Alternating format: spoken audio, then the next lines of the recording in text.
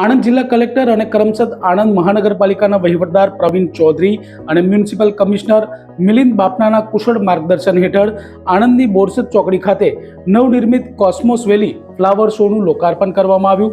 આ નયનરમ્ય સ્થળનું ઉદ્ઘાટન રાજ્યના અન્ન અને નાગરિક પુરવઠા મંત્રી રમણભાઈ સોલંકી, લોકસભાના સાંસદ મિતેશભાઈ પટેલ અને આણંદના ધારાસભ્ય યોગેશ પટેલની ઉપસ્થિતિમાં કરવામાં આવ્યું હતું.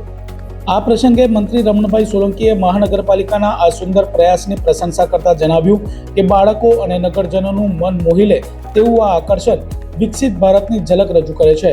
તેમણે ઉમેર્યું કે કુદરતી સૌંદર્યથી ભરપૂર આ વેલી અને ત્યાં નિર્મિત ફૂડ ઝોન શહેરીજનો માટે આનંદ પ્રમોદનું ઉત્તમ કેન્દ્ર બની રહેશે. સાંસદ મિતેશ પટેલે આ પ્રસંગે નોંધ્યું કે કરમસદ આણંદ મહાનગરપાલિકા બન્યા બાદ નગરજનોની અપેક્ષાઓ પૂર્ણ કરવા માટે સરકાર કટિબદ્ધ છે. હજુ પાલિકાની રચનાને 1 વર્ષ પણ પૂર્ણ નથી થયું, છતાં આણંદને વડોદરા અને સુરત જેવા મહાનગરોની હરોળમાં મૂકવાની દિશામાં આ એક મહત્વનું પગલું છે. સરદાર 150 અને વિકસિત ભારતની થીમ પર આધારિત આ પ્રોજેક્ટ વિશે જણાવતા તેમણે નગરજનોને આ શહેર તેમજ જાહેર મિલકતને સ્વચ્છ રાખવા અને વડાપ્રધાન નરેન્દ્ર મોદીના સ્વચ્છતાના આગ્રહને અનુસરવા અપીલ કરી હતી.